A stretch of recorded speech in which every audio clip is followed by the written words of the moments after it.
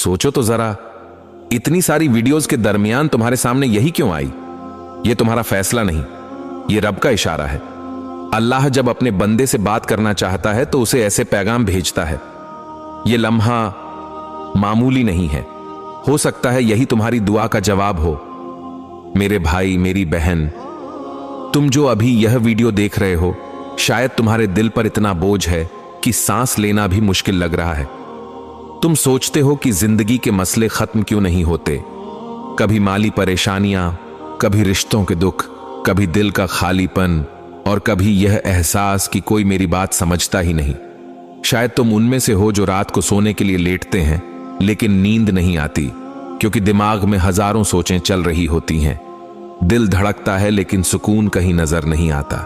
जरा एक लम्हे के लिए रुको और सोचो, क्या यह सारी टेंशन तुम्हारे काबू में है?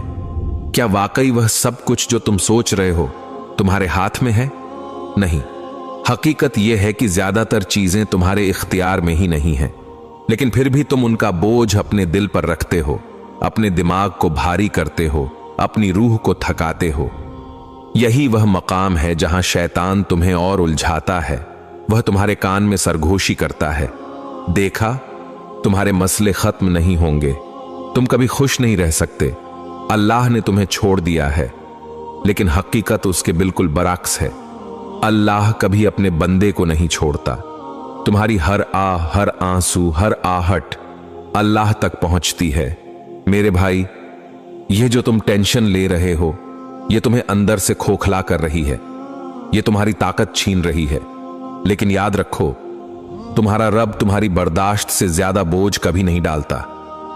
कुरान में साफ फरमाया गया है, अल्लाह किसी जान पर उसकी ताकत से ज्यादा बोझ नहीं डालता। तो फिर तुम क्यों समझते हो कि तुम अकेले हो?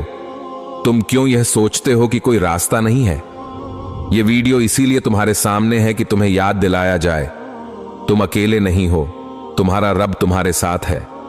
सोचो, कितनी बार तुम्हें लगा कि अब सब खत्म हो गया, लेकिन अचानक कोई रास्ता निकल आया, कोई आसानी मिल गई, कोई ऐसा हल सामने आया जो तुमने सोचा भी नहीं था। यह सब किसने किया? यह रब की तरफ से छुपी हुई मदद थी।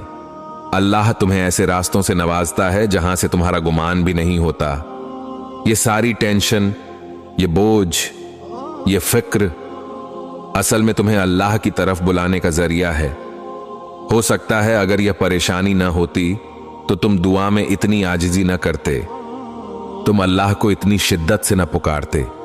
यह टेंशन दरअसल तुम्हारी रूह को जगाने के लिए है, ताकि तुम समझ सको कि सुकून इंसान के पास नहीं, दुनिया के पास नहीं, सुकून सिर्फ अल्लाह के पास है। मेरे